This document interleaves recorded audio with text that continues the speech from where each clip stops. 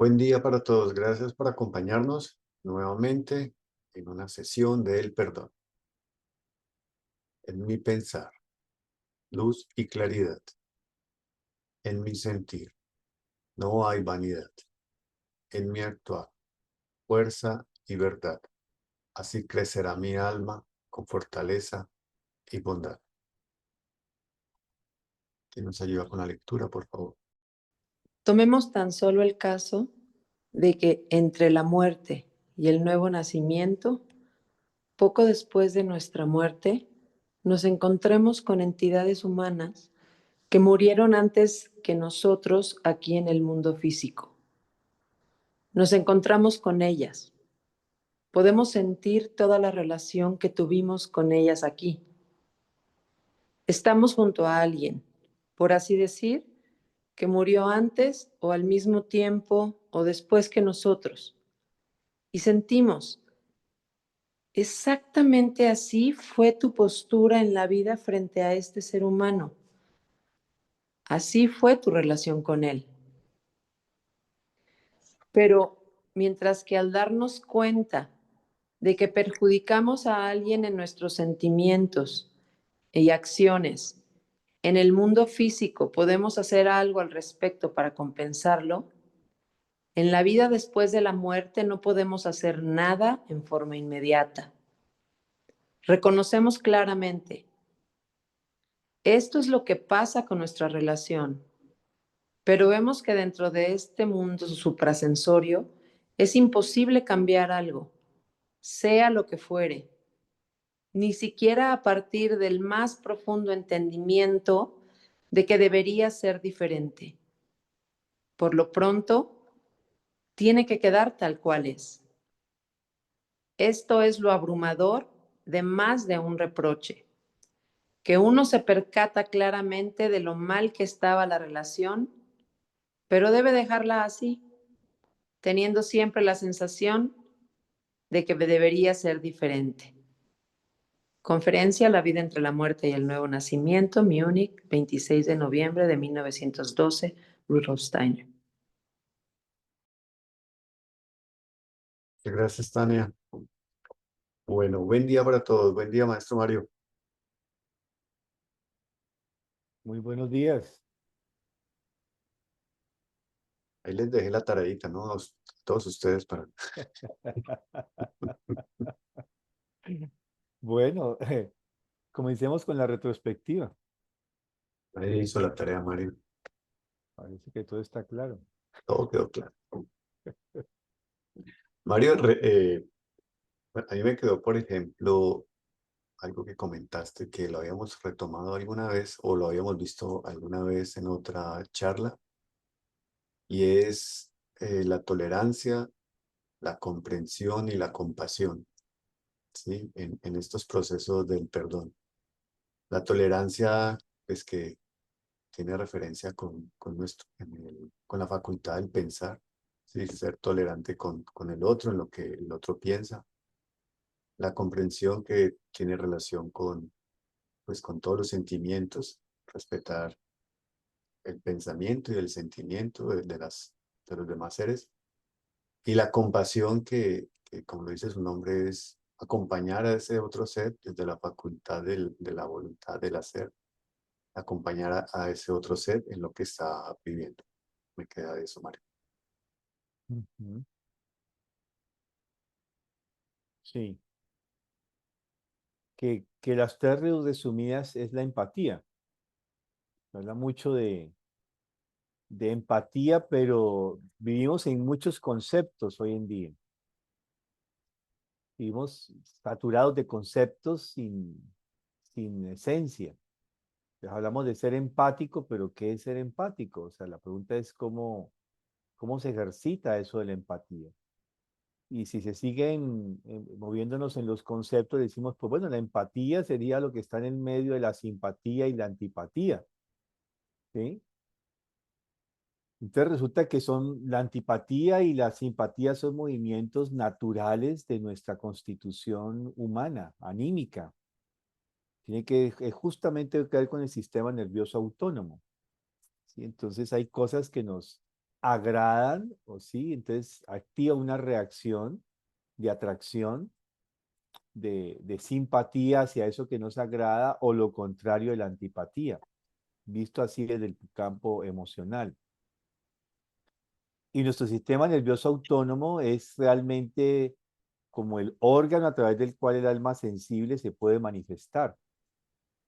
Entonces él reacciona ante aquello que digamos, estimula fuertemente los sentidos, no solamente lo agradable, sino también en un momento determinado lo que me amenaza, es reactivo, y el parasimpático nos aquieta, ¿no? Visto desde el punto de vista de las reacciones puramente del sistema nervioso. Entonces la empatía sería como el punto de equilibrio entre las dos, digámoslo así, fisiológicamente. Pero realmente, ¿qué es ser empático? Entonces vienen estos tres aspectos que ahí ya no somos reactivos.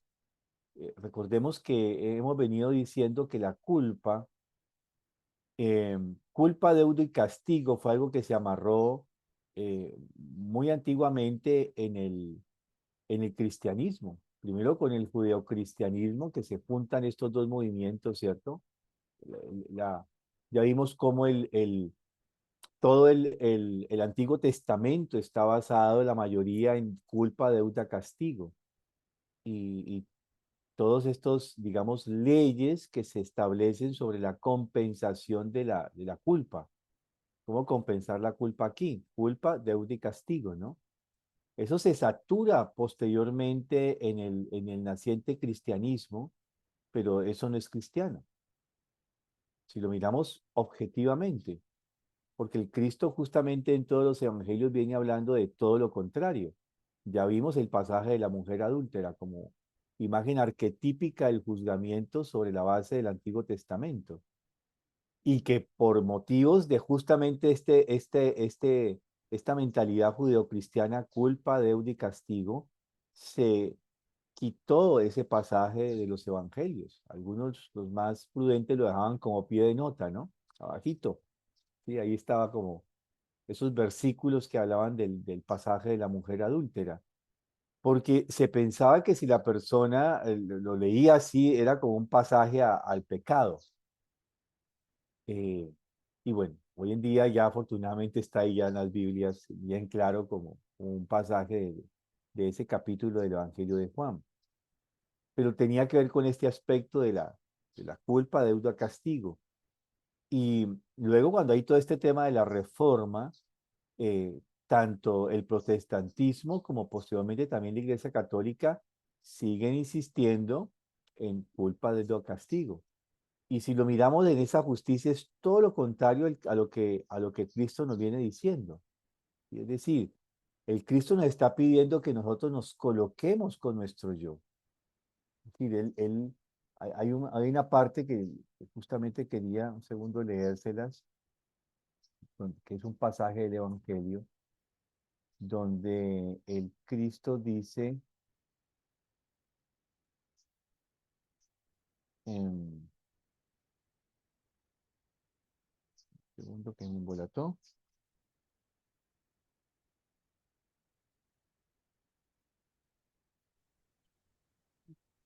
Me pasó. si no creéis que yo soy, moriréis en vuestros pecados. Y aquí viene ¿sí? Este aspecto. Si no creéis que yo soy, moriréis en vuestros pecados. ¿Crees? Esa es la gran pregunta aquí es, ¿qué es creer que yo soy? Y cogemos esta sentencia, ¿cierto? Esta máxima del Cristo, en el Juan 8:24 justamente. Si no creéis que yo soy, moriréis en vuestros pecados. La pregunta que surge entonces, ¿qué es creer que Él es? Que yo soy. No que Él es, que yo soy. Entonces, acá es donde viene eh, cómo nosotros nos hacemos yo soy. Que el Cristo realmente es aquel que es el yo verdadero. Entonces, acá justamente es cómo nos ejercitamos como yo soy. Si Juan nos dice de que el ejercicio es este ejercicio séptuple de cada yo soy algo, el pan de vida, la luz de sí, ¿qué significa realmente ejercitarnos como un yo soy y vencer nuestra naturaleza instintiva? Ya hemos visto que justamente em, digamos que la capacidad instintiva de reaccionar, de ser reactivo frente al daño del otro es instintiva. Tenemos un sistema nervioso que nos hace ser reactivos frente a algo que nos lastima. Pero entonces viene el meollo del asunto, cómo yo me pongo frente a esto. Y un primer ejercicio es justamente eso, ser empático. ¿Qué significa?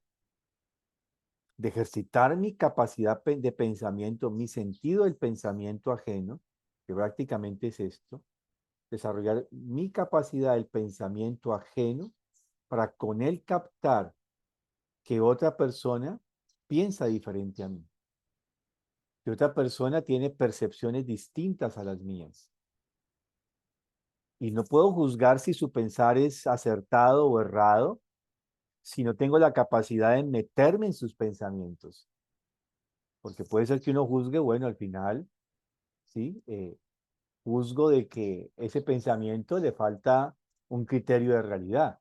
No es que uno valide todo lo que los demás piensan, ¿cierto? Pero puedo darme cuenta de que esta persona está errada o esa persona está acertada. Ahí entra la tolerancia. Con mi pensamiento comprender la forma de pensar del otro. Pero eso implica una ejercitación. Y Steiner nos da muchos ejercicios de cómo ejercitar el pensamiento. No cómo ejercitar el pensamiento intelectual, el pensamiento lógico formal. Eso lo hace muy bien nuestro siglo, nuestra época actual, ¿cierto? Desarrollar un pensamiento lógico formal se da por naturaleza si somos sanos. Si naturalmente estamos sanos, ese pensamiento lógico formal va a estar allí. Uno lo ve, yo lo veo en los campesinos, tienen una capacidad, sin ser a veces iletrados, ¿no? Analfabetas. Y uno mira cómo tiene una capacidad lógica. Sí, este fin de semana estaba hablando con unos dos maestros constructores y uno mira cómo piensan de una manera lógica, ¿no? No son ingenieros, no son arquitectos, no han terminado la primaria siquiera. Y esa capacidad lógica de ver las cosas, ¿no? Así, con esa capacidad pensante. Uno dice, bueno, ¿y cómo se formó esto? Si no fueron a la escuela, no fueron a la universidad, no fueron a una institución técnica. Entonces, no es ese pensamiento el que nos habla Steiner que tenemos que desarrollar. Por supuesto, digamos que parte de la educación que recibimos es formar ese pensamiento lógico formal, pero ya está dado por sí mismo. Lo que hacemos es cultivarlo. Pero ahora lo que Steiner nos habla es justamente desarrollar el sentido del pensamiento, esta capacidad de poder llegar a pensar por encima de esa lógica formal. Y bueno, de eso creo que hablamos en algún momento cuando hablábamos de la estructuración de cómo nutrir ese pensamiento con la imaginación, con la intuición y con la inspiración y la intuición. Entonces ahí estamos en unos niveles superiores. Y Steiner da muchos ejercicios justamente cuando habla de uno de los 6 ejercicios fundamentales, que es el control del pensar. Y el control del pensar no es sino llegar a cada vez más esta capacidad pensante, ¿sí? Poder llegar a percibir la realidad de la manera más objetiva, o sea, todo lo que tiene que ver con el goetheanismo, la fenomenología. Sin ello, justamente eh, no tendríamos, o sea, en el trabajo que Steiner hace sobre el trabajo a la vez de Goethe, no tendríamos esa posibilidad.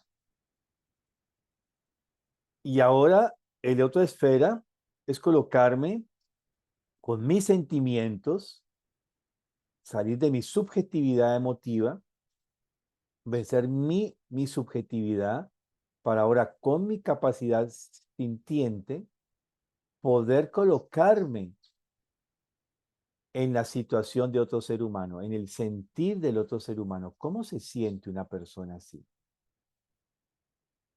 frente a un hecho? Y puede ser muy insignificante un acontecimiento que haga sentir a una persona mal o bien inclusive. Hechos sencillos.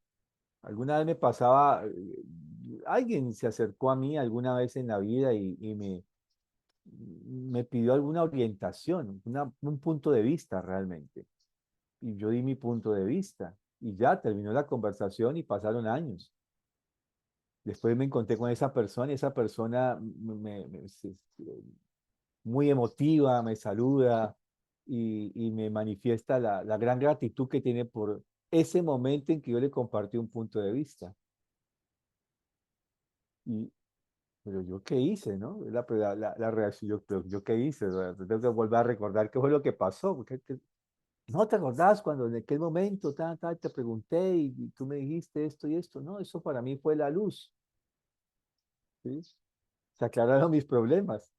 Pude solucionar mis conflictos. Y poder uno entrar en eso, en ese acto que para mí fue sin ningún tipo de significancia, más allá que dar un punto de vista, el impacto que pudo tener positivo en esa persona, cómo transformó a esa persona de alguna manera, pero también lo contrario, cuando muchas veces con un acto que sin darnos cuenta podemos lastimar a otro, ¿sí? Hechos o hechos mismos en la vida. Entonces, es bajar ese aspecto goetheanista, ya no desde el pensar, en la esfera del pensar, sino al sentir.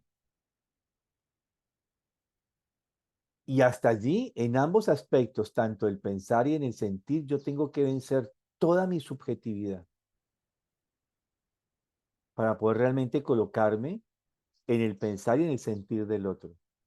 Y ahí estamos en el comprender, emprender, prender al otro, prender, o sea, agarrar al otro, agarrar el sentimiento del otro. Com, ¿sí? Es esta palabra conjuntamente. Y ahora si seguimos descendiendo, pues viene la compasión. Yo puedo, a partir de esa tolerancia, de esa comprensión, ahora moverme a hacer algo por el otro.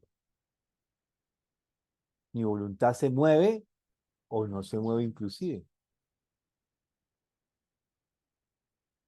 Pero no es quedarse en el sencillo pobrecito, ¿no? Eso no es compasión. Es moverme a hacer algo por el otro, activamente, internamente. Mi voluntad se mueve realmente a servir al otro. Y allí entonces estamos ejercitándonos. Por eso esto del perdón nos han dicho, sí, perdona. Y rezamos, ¿no? Inclusive en los padres nuestros modernos ya no se dice perdona nuestras deudas, sino perdona nuestras ofensas. O sea, le han reducido la categoría de deuda, Schuld en alemán, culpa. Perdona nuestras culpas, perdona nuestras deudas.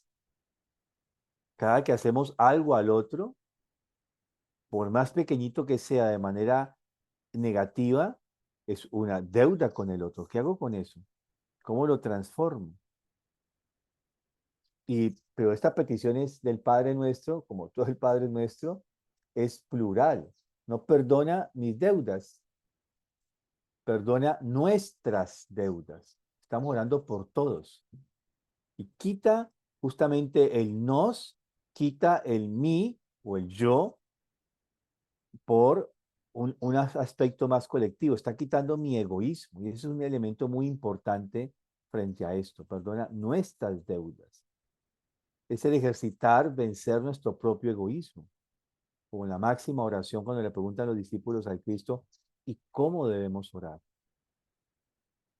Entonces, esta compasión, esta trilogía, tolerancia, compasión y comprensión, es lo que sería la verdadera empatía.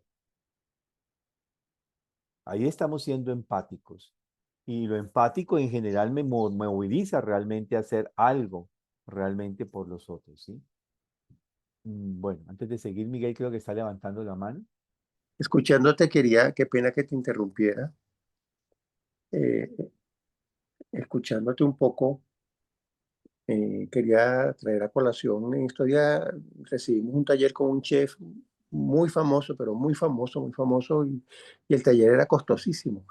Y el chef nos regaló 3 recetas más, 3 recetas. magistrales, pues. Entonces él dijo que con ese regalo él era muy generoso. Con 3 recetas nomás que nos regaló.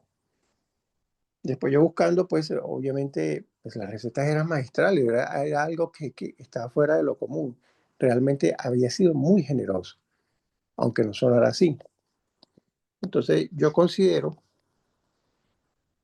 que lo que Steiner está buscando es el desarrollo de la generosidad, porque yo creo que la generosidad cubre lo que es el desinterés, la empatía, la compasión y la apertura. Bueno, todos esos términos que acopian un sentimiento generoso.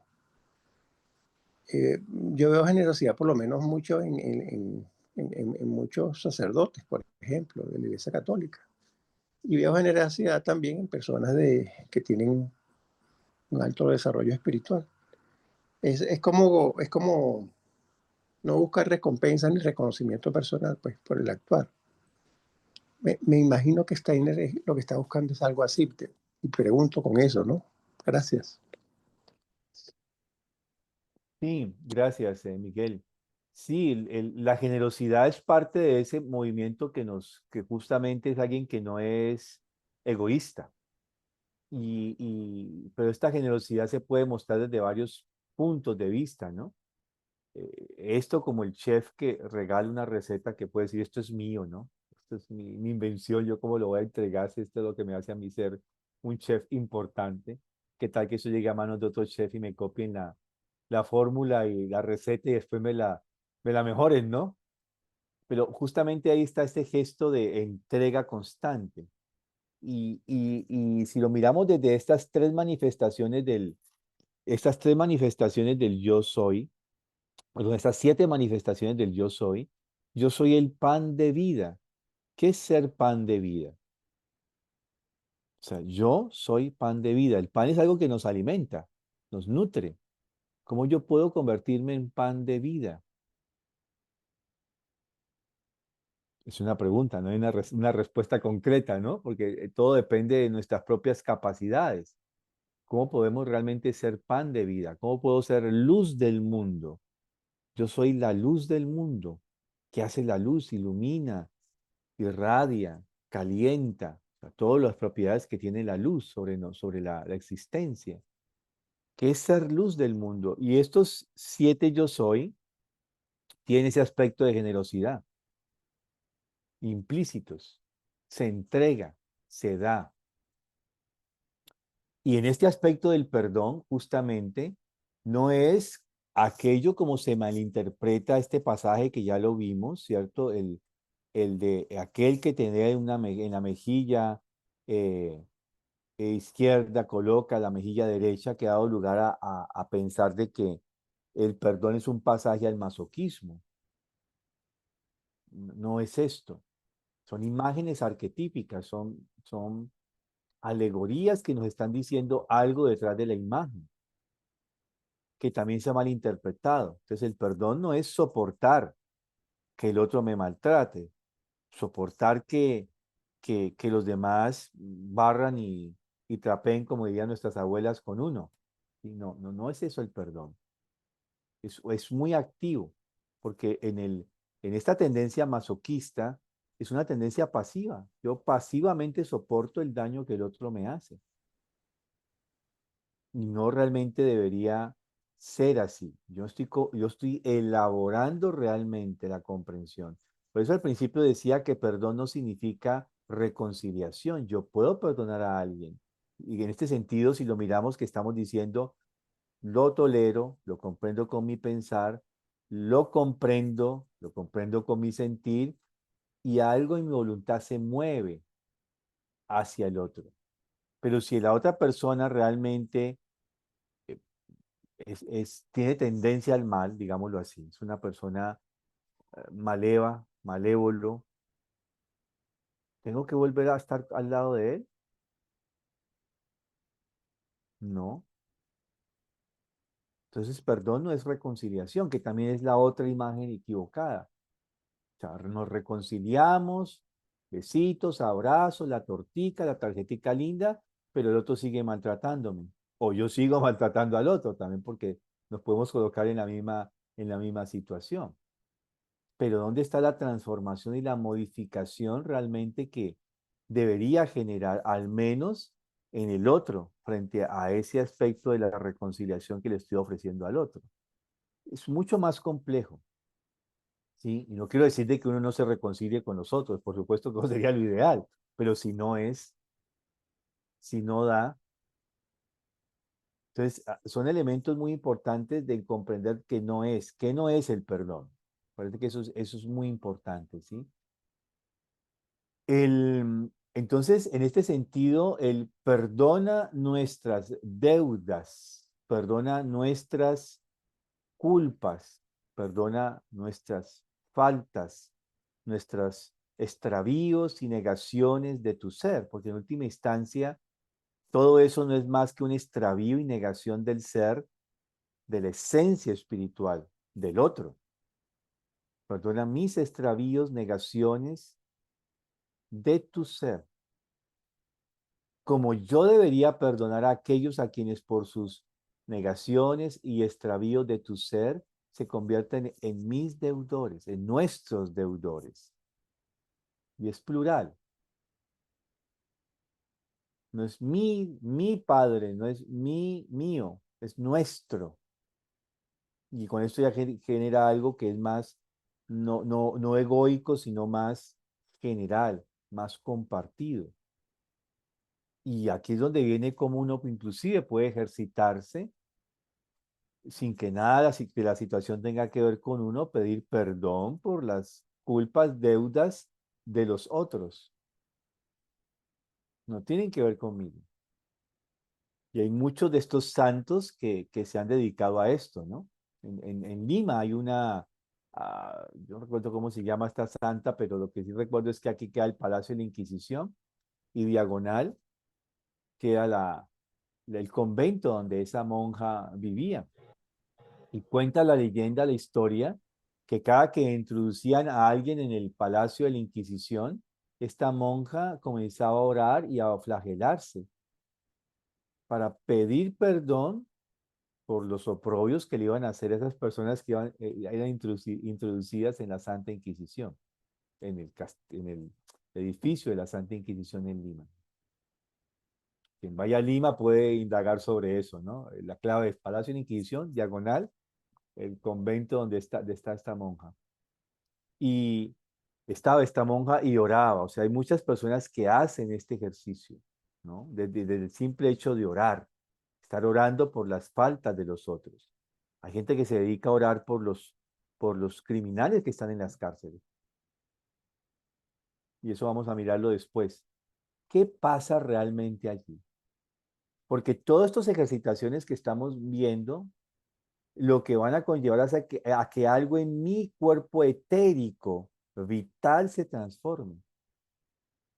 Cada que yo me ejercito en algo muy sencillo, como me voy a una hora a levantar y hago una oración y sostener eso por un tiempo, por un mes, por 2, por 3 meses, todos los días, quizás no cuando me levante, quizás todos los días a una hora que yo me fijo, 8, 9, 10 de la mañana, voy a hacer una meditación, voy a hacer una oración. Y esa constancia en ese ejercicio va modificando algo en mi cuerpo vital, va introduciendo algo en la esfera de mis hábitos, se va volviendo rítmico, como mi sistema rítmico en mí. Y entonces, de esta forma estoy transformando mi cuerpo, algo en mi cuerpo etérico, algo en mi cuerpo vital. Entonces, esta ejercitación, justamente, eh, cuando yo hago, vamos a mirarlo con un ejercicio muy concreto después, cuando yo hago un ejercicio del perdón a este nivel, no solamente algo en mi cuerpo etérico se transforma, sino también algo en el cuerpo etérico de la otra persona se transforma. Porque en la vida de convivencia, nuestros cuerpos etéricos se juntan. No solamente en las relaciones de pareja, ¿sí? Se forman un solo cuerpo. Entonces el varón tomará a su mujer, se irá de la casa de sus padres y formará con ella un solo cuerpo, que es el cuerpo de vida, que es el que está simbolizado en la argolla, antiguamente en la corona de azahar, que ya nos llevan las novias, que es ese cuerpo de vida. Está simbolizado en la hoguera, en el lar, en la llama que cuando una pareja se formaba, se encendía una llama, una vela, una, una hoguera se encendía a partir de la llama sagrada del altar. Y la tarea era no de esa pareja, bien de la mujer o del varón, dependiendo de la cultura, era preservar, impedir que esa llama se apagara. No era un mal augurio que la llama sagrada del hogar, que viene la palabra hogar, hoguera, hogar, se apagara. Era preservar justamente esa lumbre, esa luz. Y tiene que ver con este cuerpo de vida. Cuando un padre, una madre muere, por supuesto que los hijos, eh, todos los parientes van a sufrir, pero nadie va a sufrir más que el cónyuge. ¿Por qué? Porque ese cuerpo de vida, ellos forman un cuerpo de vida. Y es literal, algo se entreteje de sus cuerpos vitales. Y cuando alguien muere, este cuerpo que ya tiene que desintegrarse, falta, se rasga. Y el otro va a sentir ese vacío profundo que deja ese hueco, al no estar el cuerpo vital integrado del otro. Por eso digo, siempre el cónyuge es el que más sufre la muerte de su pareja, porque están unidos estrechamente. Entonces se rasga algo en ese cuerpo vital. Pero también esta conformación de cuando hablamos de comunidad, cuerpo de vida de la comunidad, ese cuerpo de vida también se conforma cuando muchos seres humanos estamos allí dentro de esa comunidad conformando ese cuerpo de vida. Por eso se habla de comunidad viva. Eso es lo que significa ese concepto de comunidad viva. Se forma un cuerpo. Y cuando alguien lacera ese cuerpo, ¿sí? Cuando alguien lastima ese cuerpo por un mal pensamiento, por un mal sentimiento, por una mala acción, algo pasa en ese cuerpo vital. Y también desde el otro punto, cuando alguien ora, perdona, comprende, algo pasa en ese cuerpo vital de la comunidad. ¿Sí? Alguien en estos días leí una frase que decía, hagamos chisme a la inversa, hablemos bien del otro. ¿Sabe que siempre en las comunidades siempre estamos hablando mal del otro, ¿no? Sí, eso es así, lo hacemos cotidiano. Ve y contame pues el chisme, ¿qué es lo que está pasando? Y uno habla, ¿cierto? Estos días le decían que eh, Barbarita, le decía uno al otro, ahí viene, se está demorando Barbarita, a ver, ¿no? Porque este siempre está los chismes del pueblo, ¿no? Entonces, pero generalmente está así, pero generalmente nos reunimos a hablar bien del otro, generalmente no. Por naturaleza no lo hacemos, ya se puede llegar a hacer. Después me llamó la atención esta frase que decía, hagamos chisme a la inversa, hablemos bien del otro. ¿Sí? Y dice otra frase por ahí que leí otra vez, el verdadero ejercicio está no en hablar de lo positivo del otro, en hablar de las cosas buenas del otro. Finalmente esto no lo hacemos, ¿no? Se hacía, era una costumbre muy antigua, yo lo conocí de niño, que siempre en las casas se hablaba bien de las hazañas o de las grandes logros o aventuras que tenía alguien, del tío lejano, del abuelo, y siempre había un tema de hablar de algo positivo que había hecho el otro, cómo había superado vicisitudes, circunstancias, o cómo había alcanzado logros en la vida esa persona. Eso ya no es común en nuestros hogares. Con todo el negativismo original que se nos ha metido a través de las redes, de hablar, de la polarización, eso se ha extinguido, es lamentable, era muy instintivo, ¿no? Muy instintivo, muy guiado desde lo espiritual esa tendencia. Ya, si no lo hacemos conscientemente, no se va a volver a recuperar esto. Entonces, el proceso justamente del perdón, vamos a mirarlo luego más adelante, cómo cuando yo hago el ejercicio del perdón, algo pasa realmente en el cuerpo etérico de este otro o en el cuerpo etérico de la comunidad. Y por eso tenemos que tratar de cuidar ese cuerpo de la comunidad, porque esos, así como las bendiciones, las oraciones positivas, el perdonar tiene un efecto positivo, lo contrario tiene un efecto negativo y va incrementando el doble de la comunidad. Así que no puede fortalecer el yo de una comunidad, puede también fortalecer el doble de una comunidad.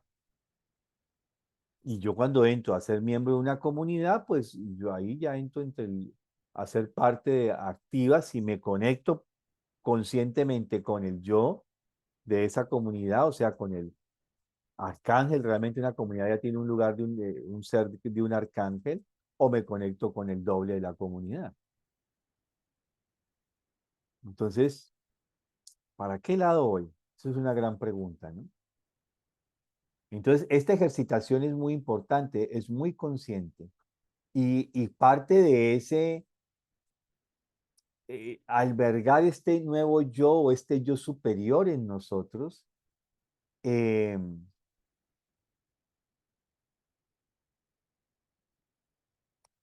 realmente nos obliga a estarnos, o sea, observando a sí mismos, digámoslo de esta manera, ¿no? En la medida en que nuestro yo superior se incrementa, este yo superior cada vez se puede observar a sí mismo, puede hacer una retrospectiva, retroalimentarse y asumir conscientemente las faltas, asumir conscientemente las deudas, asumir conscientemente las culpas, los pecados que podáis liberar quedarán liberados, los que no quedarán sujetos. Ya vimos esta frase, ¿no? Lo que significa. Y aquí es donde viene justamente el ejercicio de la compasión, de la generosidad. Si esa persona, lo que está diciéndole Cristo a sus discípulos es, si vosotros veis que esa persona puede asumir, ya tiene un yo superior, digámoslo así, suficientemente desarrollado para poder asumir las consecuencias de sus actos y buscar la compensación desde sí mismo en el mundo concreto, dejad que lo haga. Quien no, entonces vosotros deberéis asumir esa culpa, deuda de esa persona. Vosotros lo asumís. Es ahí donde es esta frase, lo que quede liberado, quedará liberado y lo que quedará sujeto, quedará sujeto. Pero aquí es donde viene también un gesto compasivo hacia el Cristo. Cómo yo le ayudo al Cristo a llevar todas, ya vimos que queda todo escrito, queda inscrito en el campo en la tierra, ¿no? Es la tierra la que buscará compensación, en el corazón de la tierra. Y a partir del Gólgota, el Cristo se convierte en el gran corazón de la tierra. Ahora, ¿cómo le ayudamos al Cristo? Pues no dejándole que asuma todas nuestras deudas, nuestras culpas, nuestros yerros, sino que ahora nosotros asumimos en la medida de nuestro desarrollo interior parte de esa culpa. Eh, Goethe tenía una frase muy interesante, ¿no? Eh, eh, ¿Cómo puedo vivir sin otorgarse? ¿Cómo puede vivir sin otorgarse a usted mismo y a otros todas las tardes la absolución? Es una frase que le antecede otra de él mismo, donde dice, ¿cómo puede el hombre cargar tanta culpa inocente? ¿Sí? Estoy solamente en el mundo para retorcerme en eterna culpa inocente. Interesante, ¿no? Y luego va a decir mucho más adelante, ¿no? Eh, si realmente eh, o sea, ¿cómo puede vivir, cómo puede usted vivir sin otorgarse todas las tardes la absolución? O sea, hablando dijimos que lo más difícil es perdonarse a sí mismo, ¿no? Entonces, ¿cómo yo puedo vivir cómo puede vivir sin otorgarse a usted mismo y a todas y a otros todas las tardes la absolución? Nietzsche tenía, el polémico Nietzsche para mí, tenía una frase también muy interesante. Un hombre sano digiere sus pecados como un estómago sano queso de ladrillo. O sea, el queso de ladrillo, ese queso pues que es bastante graso, ¿no? Así, nada de queso campesino, queso bastante cuajado, como diría uno, ¿cierto? Es interesante. Un hombre sano digiere sus pecados como un estómago sano queso de ladrillo. Bueno, entonces es algo que tiene que ver justamente y uno dice, ¿cómo así? Qué es esta imagen? Un hombre sano digiere sus pecados como un estómago sano queso de ladrillo. Eso desde el punto de vista fisiológico, ¿qué significa? Que tenemos las suficientes fuerzas vitales para triturar, digerir ese elemento que es altamente proteico, graso y proteico. En la medida que nos faltan esas fuerzas vitales, pues nos vamos a enfermar, ¿sí? O sea, nos cae muy mal ese queso, ¿cierto? O esa comida. Y esta imagen arquetípica es igual que el perdón, porque realmente, ya vimos, tiene que ver con el cuerpo vital. Es ejercitar totalmente nuestro cuerpo vital para poder es decir, a través de nuestro yo superior. Y eso implica una constante ejercitación. Bueno,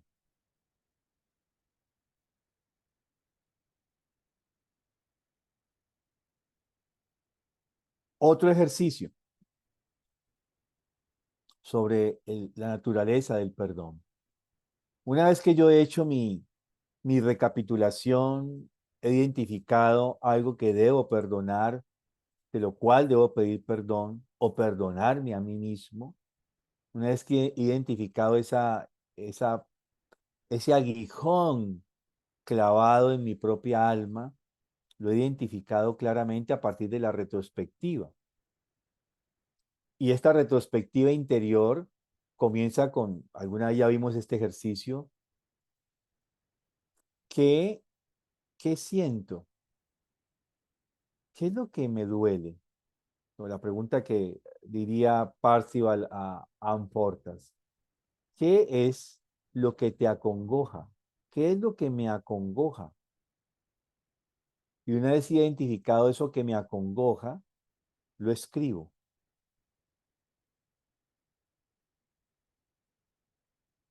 Una vez que lo he escrito, puedo encender una llama, una pequeña hoguera, algo que tenga que ver con el fuego. Y ahora allí traigo esto que ya he colocado en línea sobre una hoja, lo vuelvo a traer, traigo a la persona, traigo a la situación concreta y ahora trato de imaginar en ese ejercicio cómo hubiese podido ser positivamente el hecho, cómo podría voltearlo la situación concreta. Y una vez que ya tengo este ejercicio hecho hasta esta fase, hasta este lugar, ahora cojo la hojita y la coloco en la llama para que se queme.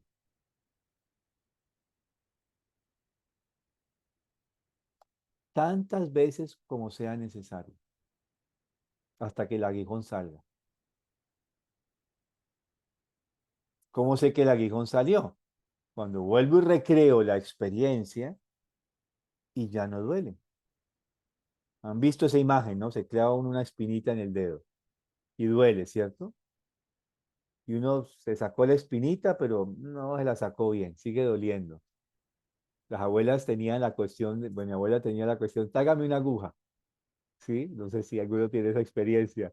Cogían en la llama, calentaban la aguja y luego llegaban y tin, tin, tin, le sacaban a uno la espinita, ¿cierto? ¡Ay, qué alivio tan tremendo! Luego le echaban un alcoholcito, mertiolate, también le echaban, el caso era, traiga el mertiolate, le echaban un mertiolate desinfectado y sano. Salió la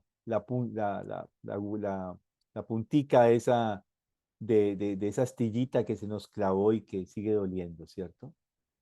Y es la misma sensación cuando así como físicamente no nos sigue doliendo, ¿sí? Cuando ya hemos sacado la, la puntica esa, la astillita que nos lastima, así mismo es anímicamente.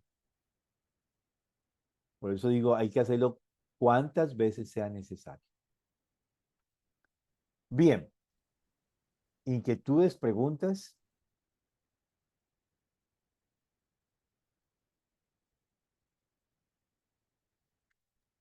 Maite había levantado la mano, Maite, pues ya no. Sí, hola. En realidad es con esto de, yo ya sé cuándo perdoné, cuando ya no me duele, ¿no? Pero, ¿qué hacer cuando el otro, o sea, yo sé que no está en mis manos, pero cómo ayudar a que el otro perdone una situación Mm, determinada? O sea, eso. bueno, la cuestión allí, Maite, es que mm, hay dos formas, ¿no? Lo primero es la disposición, digamos, en la primera escena, hay que considerar que el otro tenga la disposición a querer perdonar. Y a veces un diálogo puede ayudar mucho a esto, a que el otro pueda colocar en palabras aquello que le duele. Y ya simplemente de tenerlo al frente de sí mismo a través del diálogo puede entrar ese proceso del perdón si no es una cosa significativa. A veces no es tan sencillo. Yo tengo dos ejemplos en ese sentido. Uno es, creo que lo conté ya, este amigo que decía hacer un taller del perdón y entonces él va al taller porque era una persona inquieta por temas espirituales, le pareció interesante hacer un taller del perdón, no tenía ni idea de qué significaba. Llega allá, le dicen en qué consiste el primer día del curso, le dicen en qué consiste el curso, cómo va a transitar el curso y demás. Y al final deben escoger una persona con la cual van a hacer el ejercicio del perdón durante el curso. Y bueno, él sale de allí con una idea clara de que quiere hacer con ese perdón con un amigo muy entrañable y que en un momento determinado, por alguna cosa juzgado desde el insignificante, se convirtieron en enemigos, no se hablaban. Y se llevó este pensamiento de que iba a escoger a esta persona para el ejercicio del perdón. Luego, al día siguiente, abre su negocio, está allí a primera hora cuando llega un amigo y le dice, ve, ¿qué haces aquí tan temprano? Dice, no, aquí a visitarte, a saber cómo estás. Y también como mensajero, porque anoche me encontré con Julanito de tal y estuvimos hablando y llegamos a hablar de ti. Y él me pidió que sirviera de intermediario contigo porque me contó que ustedes habían peleado hace mucho tiempo y que de ser grandes amigos del alma se han convertido en personas totalmente distantes y que la relación se había deteriorado y que él quiere saber si tú estás dispuesto a hacer las paces con él. Justo esta persona en la que él había pensado la noche anterior. Así de rápido parece ser que actúa el perdón, ¿no? Pero eso obviamente tiene que ver con un aspecto que él logró hacer durante todo ese tiempo de manera, de alguna forma inconsciente, no era consciente de eso. Y lo vamos a ilustrar con este otro ejemplo. Una mujer tiene una gran compañera, amigas del alma, son maestras, trabajan en una escuela pública y terminan también discutiendo, peleándose, colocándose en bandos diferentes y se llegaban a odiar de una manera tremenda, tanto que esta escuela era de dos bandos, el bando de la amiga y la del bando de su enemiga, ¿sí? Entonces la escuela estaba en dos bandos, hay una tensión permanente durante mucho tiempo en esta escuela. Después de muchos años, esta mujer, como ya lo dijo, se hastió de odiar y buscó una amiga. Y dijo, mira, necesito que me ayudes porque yo ya, tú que trabajas con estas cosas espirituales, quiero que me ayudes porque yo me hastié de odiar a esta mujer. ¿Qué hago? Y esta mujer, amiga de esta señora que estoy contando la historia, le dice, bueno, ¿qué admiras de esa mujer? Dice, nada, yo detesto todo. Es que no la puedo ver ni en pintura, ni que me la nombren, pero no quiero odiarla más, ¿qué hago? Entonces le dice, bueno, ya que no encuentras nada positivo en esa persona, tienes un ejercicio, un primer ejercicio. Encuentra algo que puedas admirar en ella o de ella. Bueno, la tarea más imposible para esta señora. Era casi que imposible poder realmente poder encontrar algo positivo en alguien que había odiado con todas sus entrañas y con todo su ser. Pero ahora el ejercicio era encontrar algo que pudiese admirar. Duró exactamente un mes. Diga, todos los días trataba de, ¿qué le puedo encontrar a esta, no? Es que todo lo detesto, uy, no, uy. Todo cada que pensaba en ella se le removía las entrañas. Hasta que alguna vez, dice, estaban en alguna reunión, qué sé yo, y ella con esta, muy empecinada en no querer sentir mal lo que estaba sintiendo, estaba buscando qué podía admirar, y encontró que le parecieron muy bonitas las uñas, cómo llevaba sus uñas. Bueno, ya se fue toda entusiasmada. Dice, ya encontré algo, las uñas. Perfecto, perfecto, perfecto, eso sirve. Ahora viene el segundo ejercicio. Todos los días, a una determinada hora, por eso digo el ejercicio permanente, rítmico, todos los días a determinada hora, ella iba a traer a su imaginación viendo las uñas que logró admirar de esta mujer. Duró literalmente haciendo ese ejercicio un año.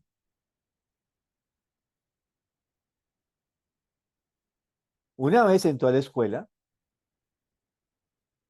a su trabajo, y se encuentra que era un gran corredor, le escribe ella, no tenía opción, tú vas por ese corredor o no vas por ningún otro, ¿sí? No es como dice, pues, aquí de este otro me desvío por acá, la calle uno puede hacerlo, ¿cierto? Acá no, no tiene opción, sabe que la archienemiga viene al frente y dice, Dios mío bendito, dame fuerza porque yo no quiero pelear más con esta mujer, no quiero, ella iba, Señor, dame fuerza, yo no quiero pelear más con esta mujer. Hasta que llegan, pues, se juntan, ¿no? Se para una frente a la otra y esta, la archienemiga de la otra, le dice, mirándola a los ojos, no quiero pelear más contigo, hagamos las paces.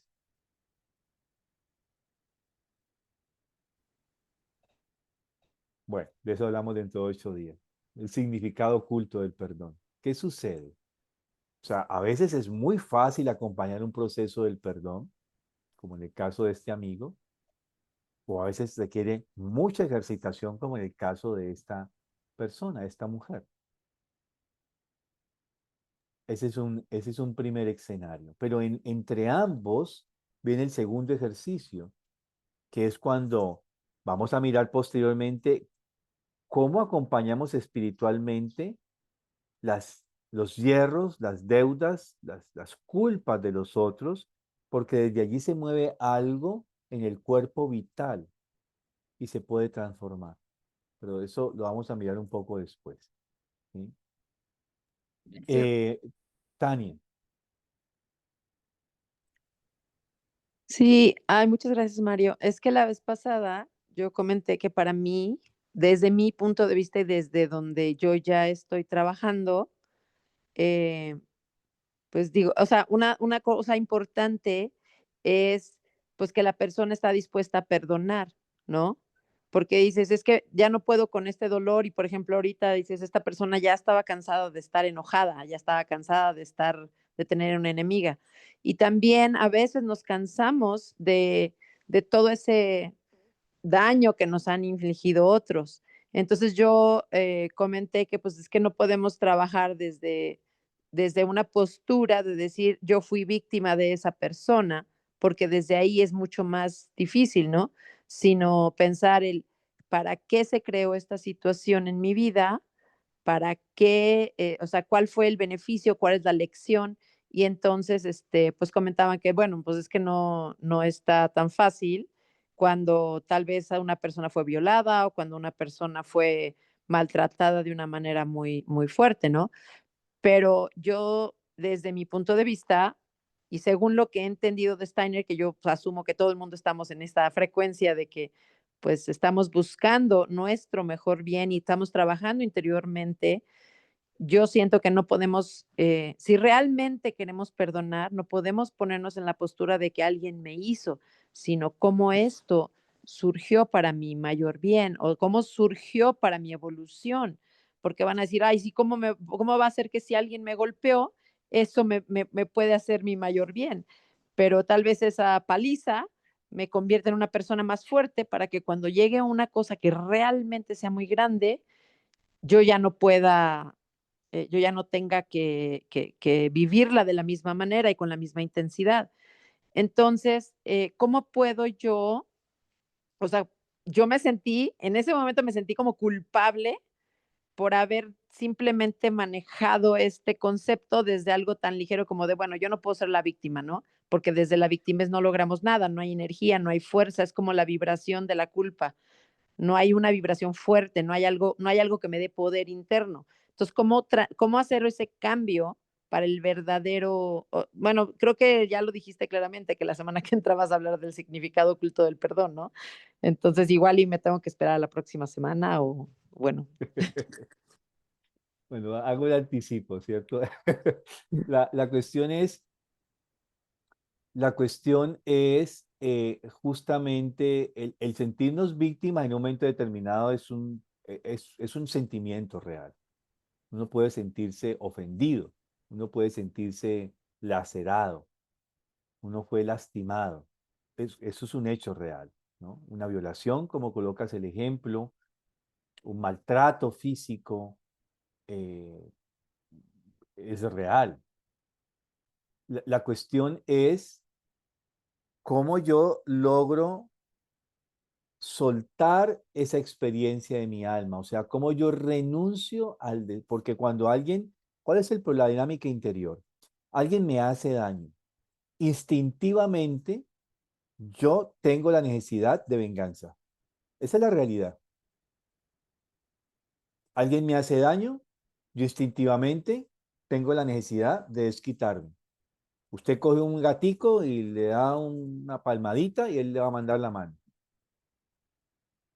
Usted está con un perrito, llega y le hace demasiado fuerte, él la va a meter el diente. ¿Sí? Es reactivo.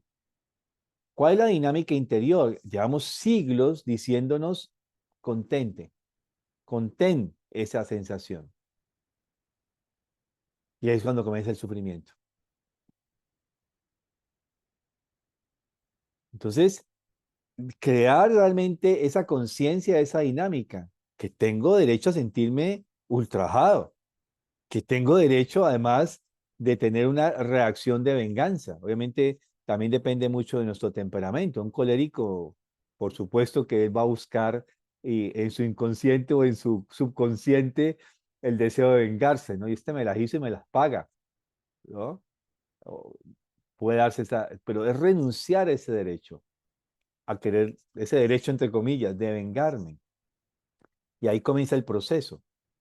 Pero cuando nos sentimos avasallados por toda una fuerza, donde yo mismo no tengo la fortaleza, la resiliencia para poder defenderme, o no hay alguien que me defienda, pero eso también es un aprendizaje en la vida. Enseñar a defendernos no significa necesariamente volver ojo por ojo, ¿cierto? Implica saber colocar stop. Es una postura donde yo me coloco y digo stop. Solo eso, es una postura donde digo no. Y eso se capta, lo capta desde los animalitos hasta los seres humanos. Cuando alguien tiene esta postura de, aquí no, conmigo no. Y a veces hay que hacer eso en lo social. Cuando alguien quiere ultrajarte, tú puedes quedarte ahí apabullado, ¿no? Frente a ese apabullamiento que viene de los otros o de alguien, ¿no? ¿Qué haces frente a eso? ¿Te pones? ¿Lo vives pasivamente? Porque así tiene que ser. Dejemos que pase. Mi Dios dirá o me pongo frente a las circunstancias.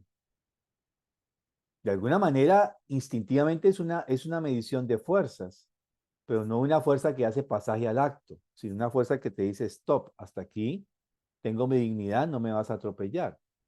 Es una postura, no necesita ni siquiera decirse nada. Entonces, ahí hay un aprendizaje también porque tenemos eso del ojo por ojo, diente por diente, o porque soy pobre, o porque soy subalterno, porque sí, ¿por qué voy a permitir que esto suceda? Hay gente que abusa del poder, en pequeño y en grande. ¿Cuántas veces no hemos tenido jefes que abusan de su poder? Desde una individualidad o desde una comunidad que te apabulla. ¿Cómo nos logramos realmente anteponer? Y eso tiene que ver con algo que tiene que ver con dos, bueno, hacemos con tres instintos fundamentales. Uno de ellos se va camuflando, es el instinto defensivo. Y el instinto defensivo hay que tenerlo, porque es el que me permite stop. Ese instinto defensivo está muy apabullado en todos nosotros. Entonces, ahí que está este primer aspecto, ¿no? Y por eso cuando hablamos, hoy en día se habla tanto del acoso escolar, del matoneo, como se le llama, ¿cierto? También, o del bullying. eh, Uno de los aspectos pedagógicos es que el otro tiene que aprender a colocarse, o sea, el que es víctima, el que es agredido, tiene que aprender a colocarse, aprender a decir stop, hasta aquí es. Y ahí hay un aprendizaje que hemos perdido en nuestra educación. Es una postura.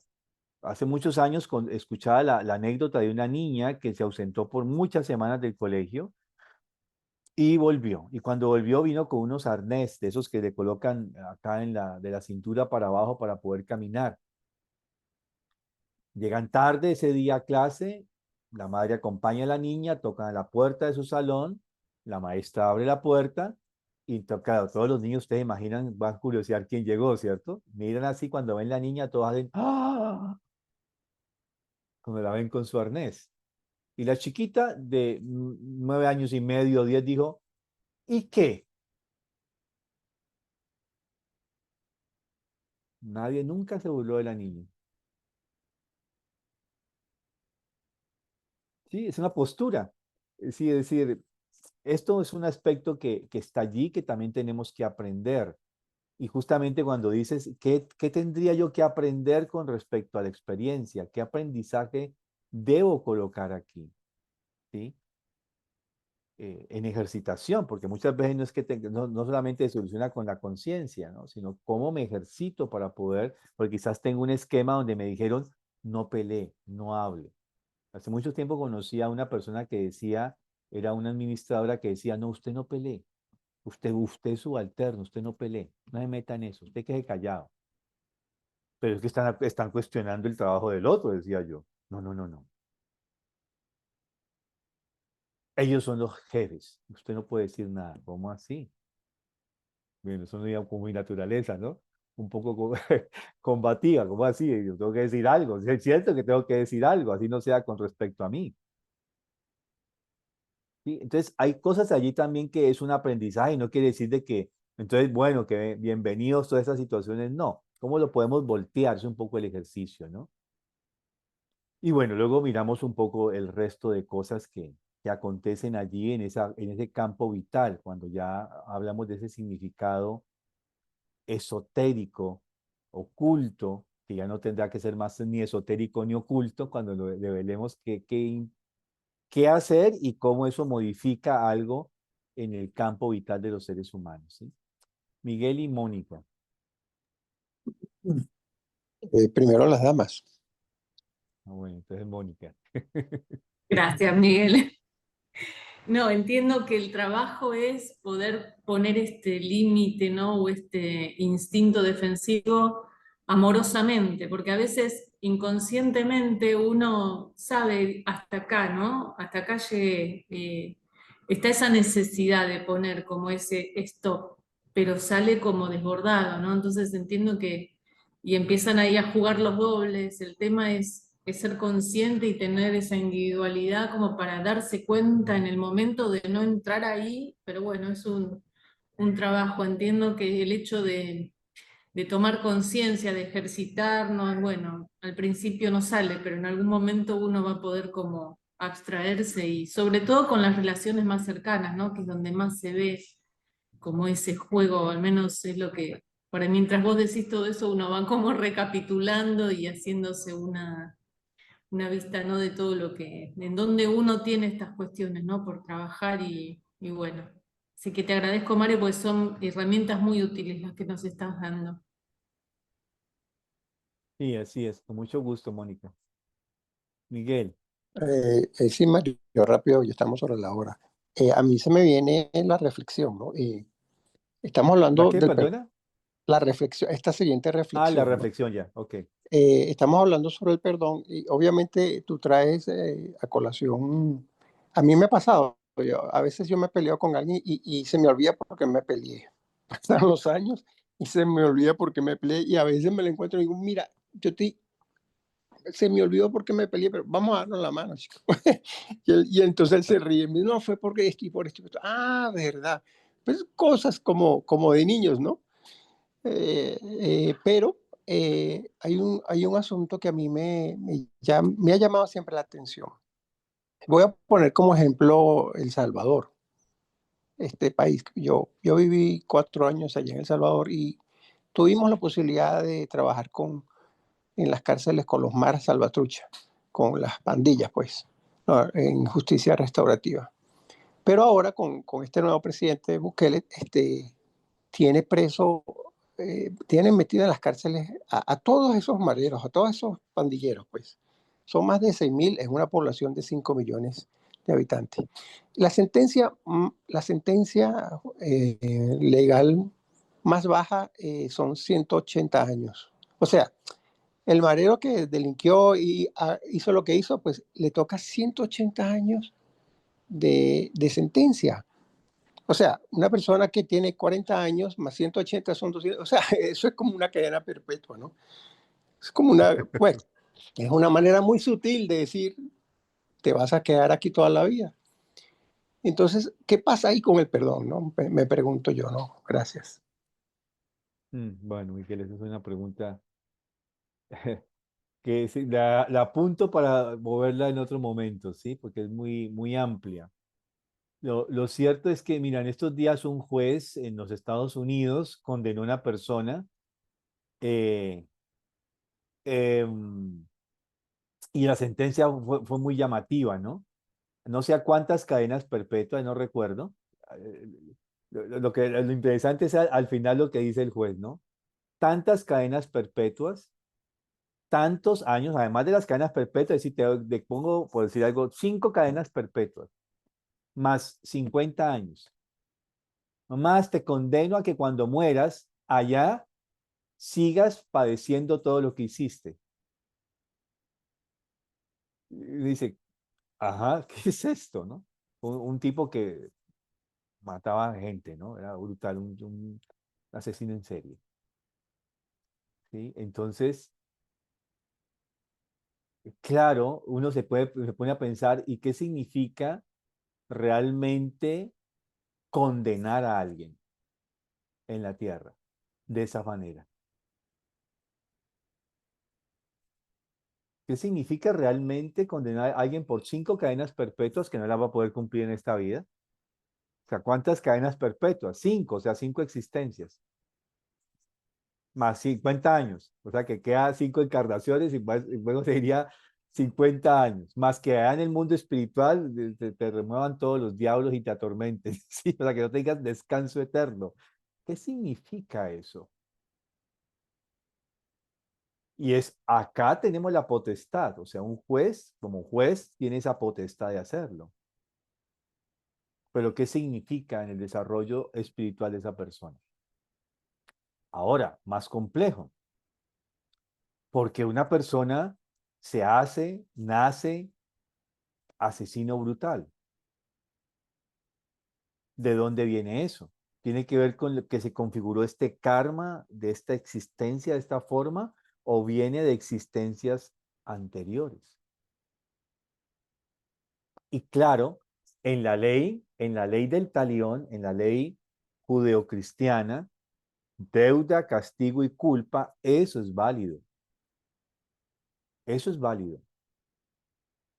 Ojo por ojo, diente por diente, mano por mano, pie por pie, casa por casa, eso es larguísimo, ¿no? Le devuelve su deuda la devuelve por lo mismo.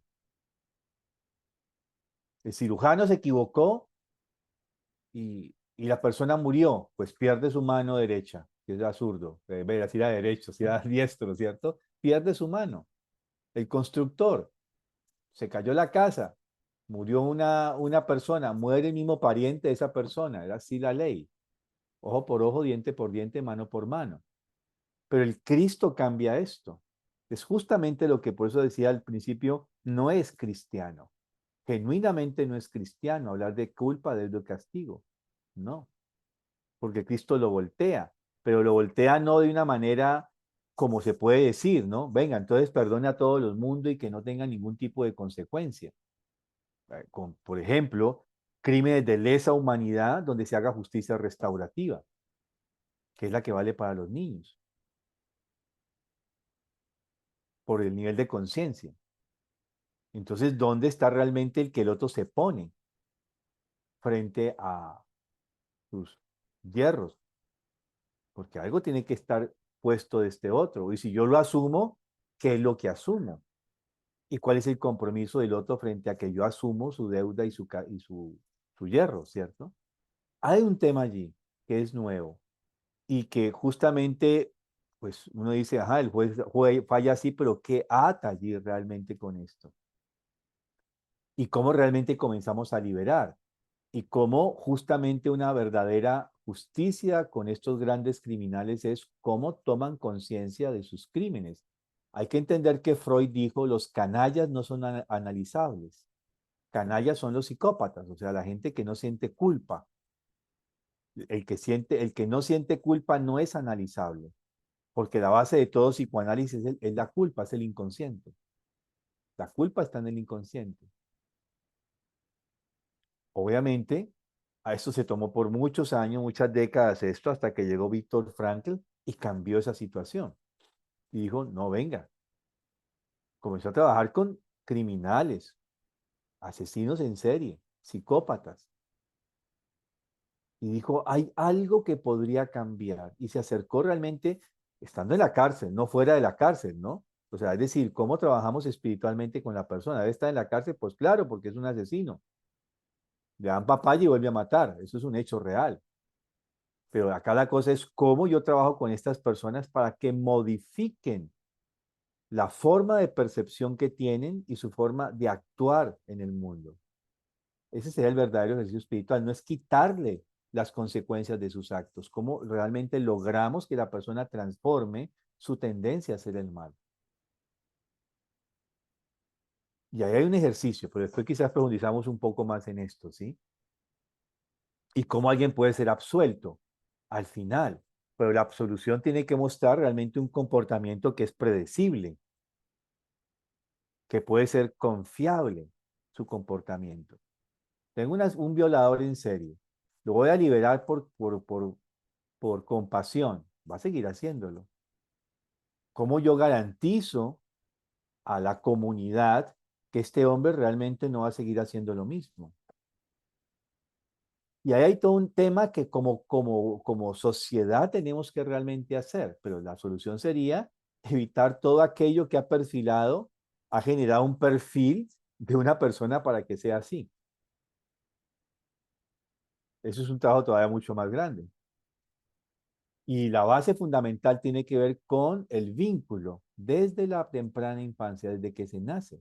porque se ha corroborado que todos los psicópatas, o sea, todas estas personas que cometen este tipo de crímenes sin ningún tipo de remordimiento, son personas que en la relación con el vínculo, con aquello que fue el cobijo, la protección y el abrigo, no se dio de manera adecuada en la primera infancia.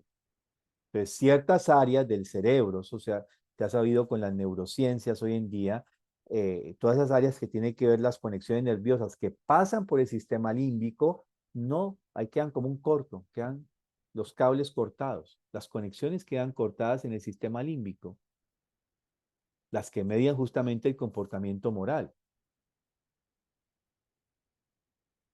Hoy en día sabemos, claro, Freud tenía razón hasta cierto punto, pero hoy en día sabemos que uno puede compensar, el cerebro puede, como es plástico, puede compensar estas conexiones. Y puede pasar algo.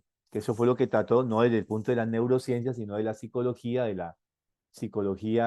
podríamos llamarle transpersonal, eh, Víctor Frankl trata de hacer con todas estas personas. Ustedes han cometido estos crímenes, pero ustedes no son esto.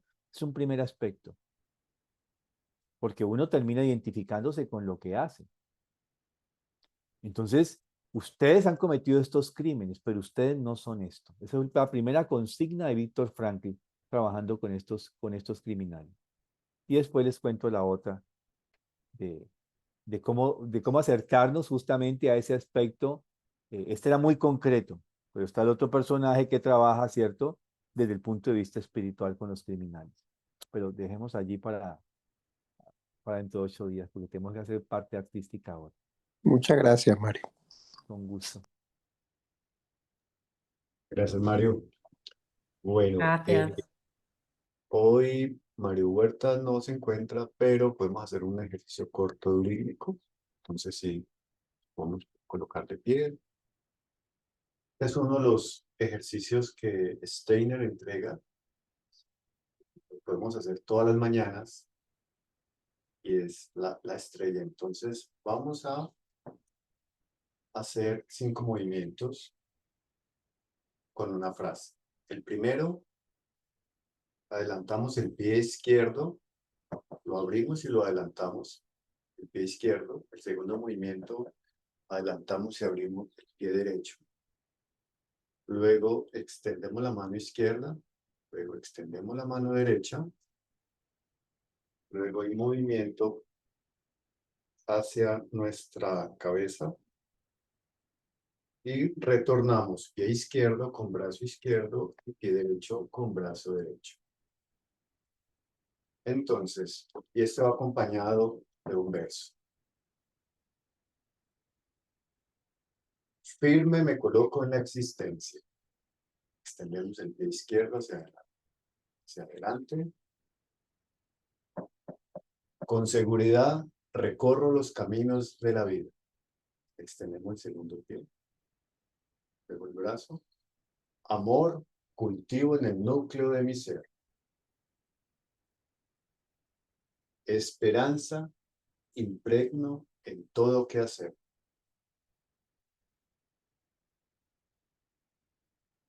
Confianza pongo en mi pensar.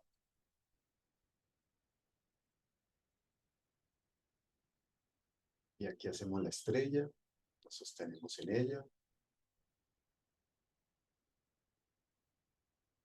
Luego nos regresamos con el pie izquierdo y mano izquierda.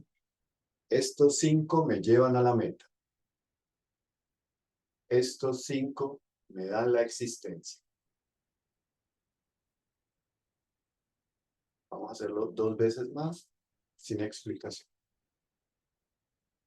Firme me coloco en la existencia.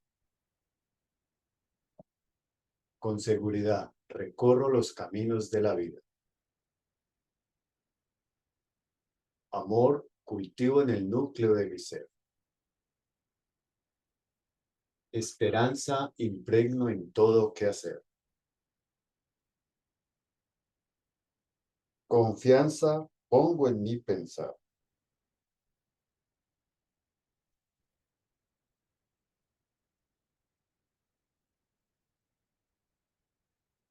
Estos 5 me llevan a la meta. Estos 5 me dan la existencia.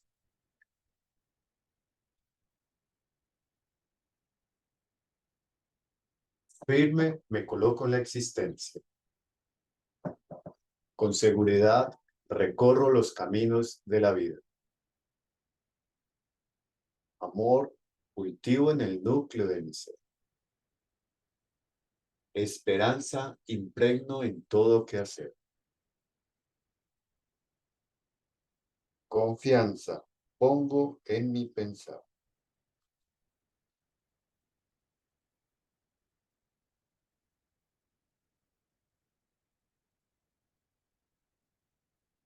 Estos 5 me llevan a la meta. Estos 5 me dan la existencia.